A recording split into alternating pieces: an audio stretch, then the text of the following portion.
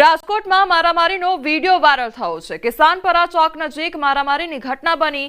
4 થી 5 શખ્સો એક યુવકને માર માર્યો હતો અને કયા કારણોસર યુવકને માર મારવામાં આવ્યો તે જાણી શકાયું નથી। તો કિસાનપરા ચોક નજીક મારામારીની ઘટના બની હતી। તો રાજકોટમાં મારામારીની ઘટનાનો આ વિડીયો પણ વાયરલ થઈ રહ્યો છે। સંવાદદાતા અંકિત અમારી સાથે જોડાઈ ગયા છે। અંકિત, મારામારી સર્જાઈ હતી બે જૂથો વચ્ચે, આખરે કયા કારણોસર મારામારી થઈ તેને લઈને કોઈ અપડેટ મળી રહ્યું છે? ચોક્કસ કોમલ, ખાસ કરીને વાત કરવામાં આવે તો રાજકોટ શહેરમાં જાણે કે કાયદો અને વ્યવસ્થાની પરિસ્થિતિ કથળી ગઈ હોય તે પ્રકારની હાલત છે તે જોવા મળી રહી છે। છાસવારે આ પ્રકારના બનાવો છે તે સામે આવતા રહે છે। લોકો કાયદો છે તે પોતાના હાથમાં લઈ રહ્યા છે અને આ જ બાબતની પુષ્ટિ કરતી વધુ એક ઘટના છે તે સામે આવી છે। જે ઘટના બની છે તે રાજકોટ શહેરના કિસાનપરા ચોક નજીક બની હોવાનું છે તે સામે આવ્યું છે। 4 થી 5 જેટલા શખ્સો છે જે એક યુવાનને ઢીકાપાટુનો માર મારતા હોય તે પ્રકારનો વિડીયો છે તે હાલ સોશિયલ મીડિયામાં વાયરલ થયો છે। કયા કારણોસર આ યુવકને માર મરાયો છે તે બાબતે કારણ હજુ અકબંધ છે। સમગ્ર મામલે કોઈ હજી સત્તાવાર રીતે પોલીસ ફરિયાદ છે તે નોંધાવા નથી પામી। પરંતુ વાત કરવામાં તો રાજકોટ શહેરમાં છેલ્લા ઘણા સમયથી લુખ્ખા તત્વોનો આતંક છે તે હવે ચરમસીમાએ પહોંચી ચૂક્યો હોવાનું સામે આવ્યું છે। જી અંકિત, સમગ્ર માહિતી બદલ આપનો આભાર। અમદાવાદમાં 5 દુકાનોમાં ભીષણ આગ લાગવાની ઘટના સામે આવી છે। વહેલી સવારે આગ લાગતા દોડધામ મચી ગઈ હતી। તો રેડિયો મિર્ચી રોડ પર આ ઘટના સર્જાઈ હતી। ફાયર વિભાગે આગ પર કાબુ મેળવ્યો છે। તો આગ લાગવાનું કારણ હજી સુધી અકબંધ છે। તો અમદાવાદનો આ મામલો સામે આવ્યો છે કે જ્યાં આગ લાગવાની ઘટના સામે આવી છે। 5 દુકાનોમાં આગ લાગી હોવાની ઘટના બની છે। તો દુકાનોમાં ભીષણ આગ લાગી હતી। વહેલી સવારે આગ લાગતા દોડધામ મચી ગઈ હતી। તો રેડિયો મિર્ચી રોડ પર આ ઘટના સર્જાઈ હતી। ફાયર વિભાગે આગ પર કાબુ મેળવ્યો છે। આગ લાગવાનું કારણ અકબંધ છે। વડોદરામાં ગેસ પાઇપલાઇનમાં આગની ઘટના સામે આવી છે। ગેસ લાઇનમાં આગ લાગતા દોડધામ મચી ગઈ હતી અને ફાયર બ્રિગેડે આગ પર કાબુ મેળવ્યો છે। તો આગ કાબુમાં આવતા મોટી દુર્ઘટના ટળી હતી। ઘટનામાં કોઈ જાનહાનિ સર્જાઈ નથી। તો પાઇપલાઇનમાંથી ગેસ લીકેજના કારણે આગ લાગ્યાનું અનુમાન લગાવવામાં આવી રહ્યું છે।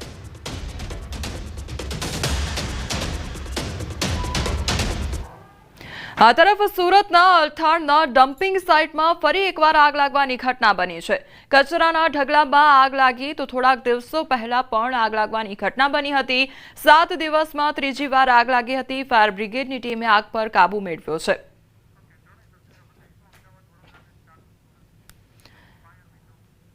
તો એક તરફ દિવાળીનો તહેવાર ચાલી રહ્યો છે અને બીજી તરફ આગ લાગવાની ઘટનાઓ સામે આવી રહી છે। આગ લાગવાનો જે સિલસિલો છે તે યથાવત જોવા મળી રહ્યો છે। એક તરફ અમદાવાદની તસવીર, એક તરફ વડોદરા અને એક તરફ સુરતની એ ઘટના કે જ્યાં આગ લાગવાની ઘટના બની છે। અમદાવાદમાં 5 દુકાનમાં ભીષણ આગ લાગી હતી અને વહેલી સવારે આગ લાગતા અફરાતફરીનો માહોલ સર્જાઈ ગયો હતો। તો બીજી તરફ વડોદરાના એ દ્રશ્યો કે જ્યાં ગેસ લાઇનમાં આગ લાગવાની ઘટના બની હતી। તો ફાયર ફાઇટરની ટીમ ઘટનાસ્થળે દોડી આવી અને આગ પર કાબુ મેળવવાનો પ્રયાસ હાથ ધરવામાં આવ્યો હતો।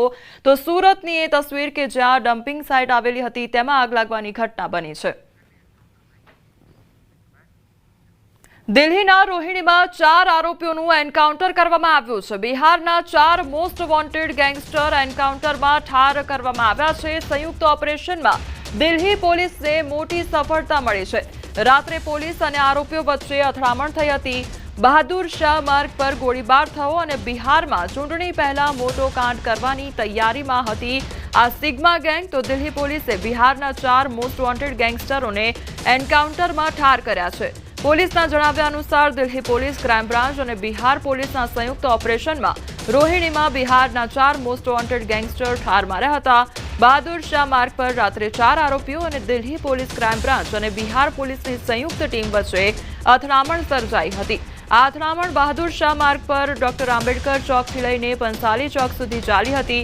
પોલીસ અને આરોપીઓ વચ્ચે જોરદાર ગોળીબાર થયો હતો જેમાં 4 આરોપીઓને ગોળી વાગી હતી। તો તમામ ઇજાગ્રસ્તોને તાત્કાલિક સારવાર માટે રોહિણી સ્થિત ડોક્ટર BSA હોસ્પિટલ લઈ જવામાં આવ્યા હતા જ્યાં તેમને મૃત જાહેર કરવામાં આવ્યા હતા। તો બિહારના રંજન પાઠક, બિમલેશ મહતો, મનીષ પાઠક અને અમન ઠાકુર એન્કાઉન્ટરમાં માર્યા ગયા હતા। રંજન પાઠક, બિમલેશ મહતો અને મનીષ પાઠક બિહારના સીતામઢીના રહેવાસી હતા। તો અમન ઠાકુર દિલ્હીના કરવાલ નગરનો રહેવાસી હતો। જણાવવામાં આવી રહ્યું છે કે આરોપીઓ બિહાર વિધાનસભાની ચૂંટણી પહેલા રાજ્યમાં આતંક મચાવવાની યોજના બનાવી રહ્યા હતા. તો દિલ્હીમાં જે એન્કાઉન્ટરની પ્રક્રિયા છે તે હાથ ધરવામાં આવી હતી અને જે મોસ્ટ વોન્ટેડ આરોપીઓ છે તેમને ઠાર મારવામાં આવ્યા હતા. તો બિહાર ઇલેક્શનમાં કાંડ કરવાની તેઓ તૈયારીમાં હતા ત્યારે સિગ્મા ગેંગના જે 4 મોસ્ટ વોન્ટેડ ગેંગસ્ટર છે તેમનું એન્કાઉન્ટર કરવામાં આવ્યું છે. ગુજરાત પર થવાનો છે મોસમનો ટ્રિપલ એટેક. ખેડૂતો એક આફતમાંથી ઉગર્યા નથી ત્યાં જ બીજી આફત મોં ફાડીને ઊભી છે. રવિ સિઝનમાં બધું ખેદાન મેદાન કરવા માટે આવી રહ્યું છે વાવાઝોડું. તો વાવાઝોડું એકલું નથી આવવાનું પણ તેની સાથે આપશે માવઠું ને પછી ઠંડી પણ ભૂક્કા બોલાવશે.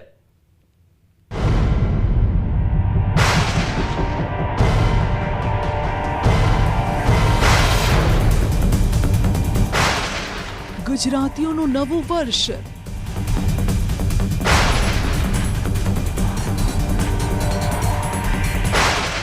ખેડૂતો માટે લાવ્યું નવી આફત.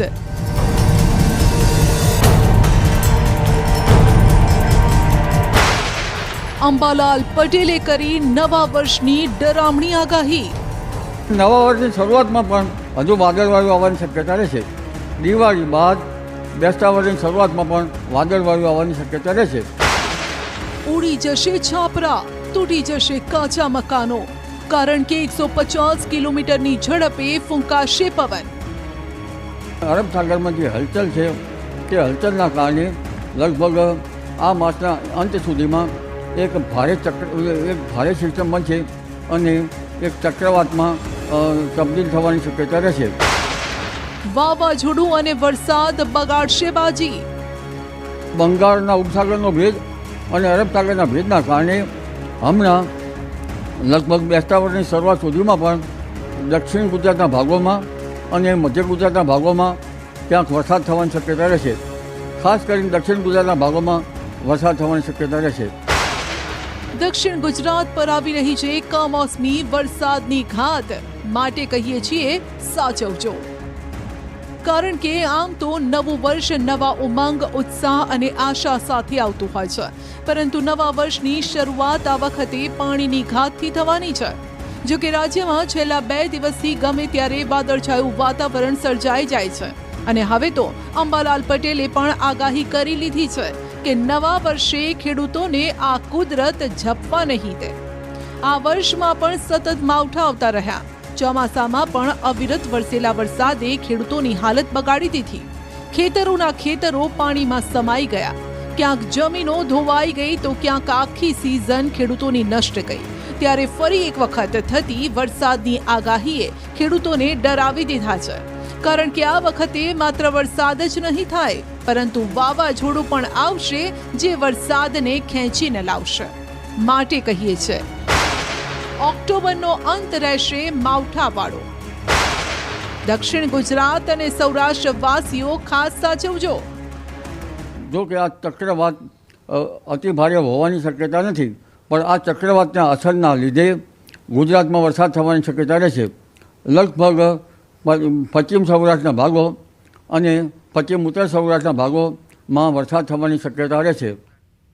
વલસાડ જિલ્લામાં વરસાદી માહોલ જોવા મળી રહ્યો છે. વરસાદી નવા વર્ષની મજા બગાડી દીધી છે. તો વાપી સહિત સમગ્ર વલસાડ જિલ્લામાં નવા વર્ષની ધામપૂર્વક ઉજવણી થઈ રહી હતી. જો કે નવા વર્ષના દિવસે જ મેઘરાજાએ મજા બગાડી હતી. બપોર બાદ જિલ્લાના વાતાવરણમાં અચાનક પલટો આવ્યો હતો અને વાદળછાયા વાતાવરણ વચ્ચે જિલ્લા